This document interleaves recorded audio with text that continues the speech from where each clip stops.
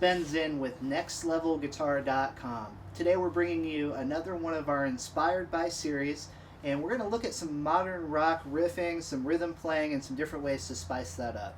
So get your guitars ready and we'll jump right in. Hey everyone, before we continue, take a look at the link down here in the YouTube text box. Click on that, and what we're going to do is send you a free video lesson from nextlevelguitar.com and a corresponding ebook, absolutely free. It's not content that you'll find on YouTube, so make sure that you visit that. Okay, so today we're going to be taking a look at a three chord progression, just using some power chords, but we're going to look at all sorts of different ways to use chord inversions to spice that up and add some variety to our playing. Basically what I'm doing is centering around an E5 power chord, a C-sharp 5 power chord, and an A5 power chord. Now if you're familiar with your power chords, you would probably go to these three to start you off. I'll go through those. So E5, C-sharp 5, and A5. A lot of times we might think, okay, cool, I've got my power chords down, I can play some rock songs, I'm good to go. But there's so much more you can do with power chords when we get into inversions. When we play a power chord, we're only playing two notes. We're playing the root and the fifth, and if we work out where those notes are in different areas of our fretboard, it gives us many more options in terms of how we voice these power chords. Let's take a look at what we can do with the E power chord to give us a little variety to that. What I'm playing there is an E and a B note, and I'm doubling the E. It's an octave of E, E, B, and E. So it makes sense then that I would be able to play that in other inversions if I can just search out where the E and B notes are. Here's an example.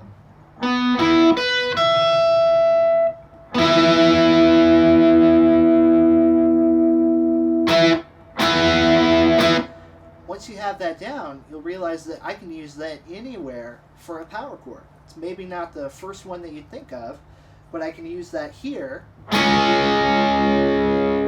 to make a C-sharp power chord,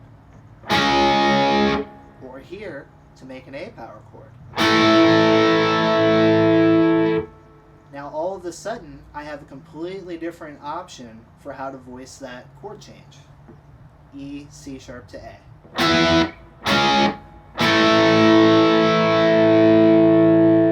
Okay, by the same concept, just reworking where those notes are, I can find these different inversions all over the neck. Let's start by playing our stock E power chord here. Now, if I work out what the notes are of my C-sharp power chord, C-sharp and G-sharp, I might stumble onto this.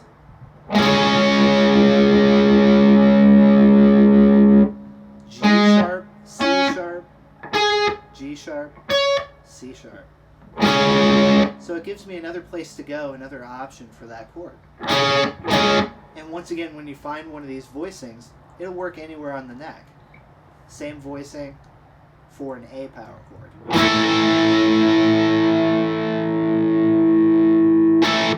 So now I can play the same progression using these voicings.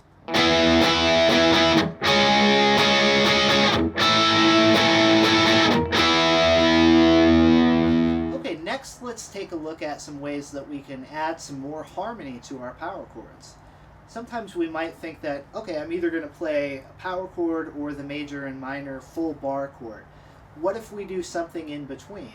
So for example, with my E power chord, instead of playing just the fifth, I can change one note and make it a major triad, but still keep it kind of Spartan and keep it, conservative here. We'll only play 3 notes instead of 5 or 6.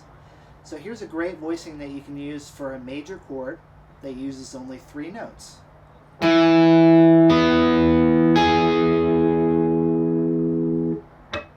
And with my ring finger, I'm going to deaden the 3rd string so that as I strum, I'm only going to hear the notes that I'm intending to sound out, just those 3 notes. Let's take the same approach for our C-sharp power chord. Instead of playing the 5th, let's play a minor voicing here.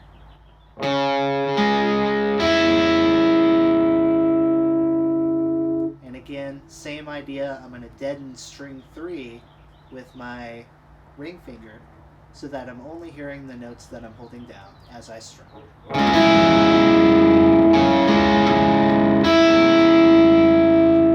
And lastly, as a substitution for my A power chord, let's make that an A major. So I'm going to take the note that's doubled, the A note, and change that to a C sharp note. Gives me a sort of smaller version of my regular major chord here.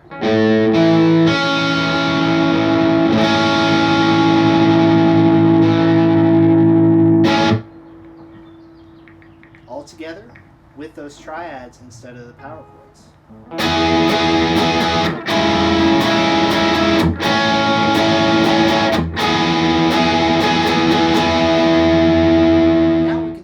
Other approach and start stacking up more notes into our chords. Last time we did just 3 notes. What happens if we go for all 6 on a power chord? There's a couple of great voicings for that for an E power chord that you can use. Starting in the open position. E, B,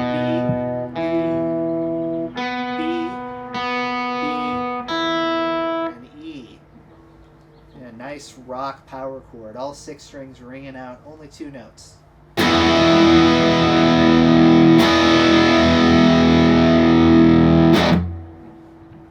Same thing we can get up here based off of our initial power chord. We can just leave all those additional strings open. They're all E's and B's anyways. So they all work together. The key idea here is just to start finding ways to double some of the notes that you're already playing, or play them in positions that maybe your hands aren't used to lead you down some different roads to try some different voicings. Here's one more that we can check out, is to add a low 5th to any of my A string power chords.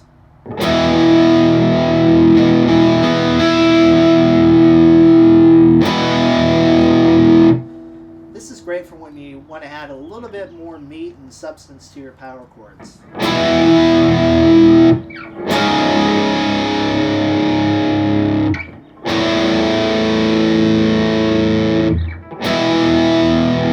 Okay, so now that we have found a whole bunch of different ways to revoice our power chords, let's take a look at some different approaches that we can use to get in between our power chords. Some nice riffs that we can use to connect them together.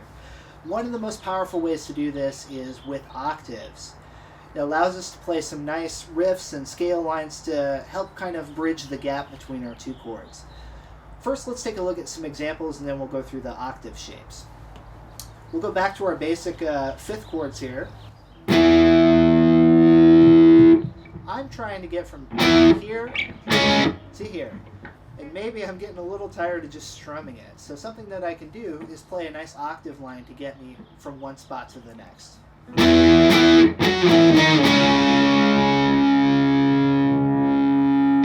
So what I did there was I was just using the E major scale and walking down from the 2 to the 6. 2, 1, 7, 6. Adding on to that, now we can use that same approach to get us down to the A chord, just using those octave shapes to help connect our chords together. Starting with E.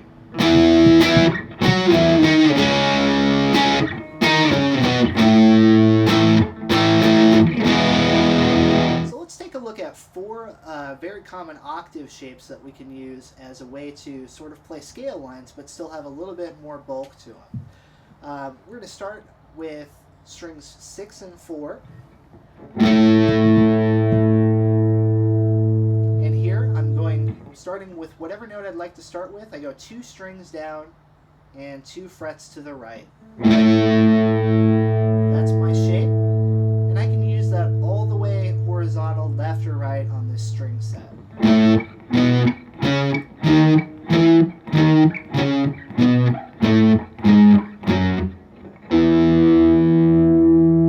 Next string set would be 5 and 3. We'll start here at the 7th fret. Same sort of shape here. Starting on string 5, down 2 strings, and 2 frets to the right is my octave. And when I play these with the right hand, I'll want to deaden that in-between string, most often with your index finger.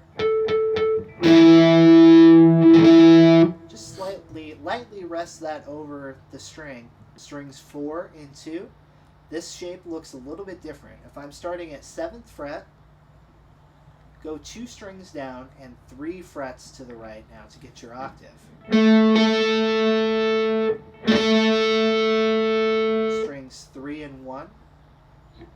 We'll start at the 9th fret. Same sort of shape.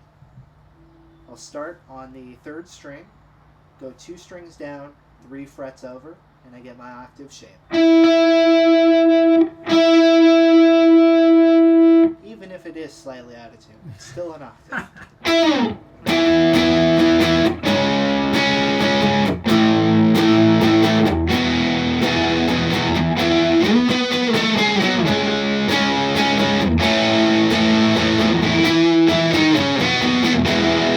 Thanks for joining us today. As you can see, just by changing around some of our power chord shapes and learning some octaves, it opens up a whole lot of doors for us in terms of how we're playing our rhythm guitar. So take a look at that stuff, have fun with it, keep practicing, and remember to join us at nextlevelguitar.com. We have a ton of great additional content for you there. We have over 1,000 different lessons for beginners, intermediates, advanced, all styles.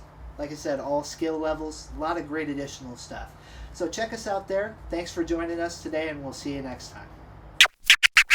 This is a great way to kind of provide some... It's great to provide some sound. Je suis, fromage.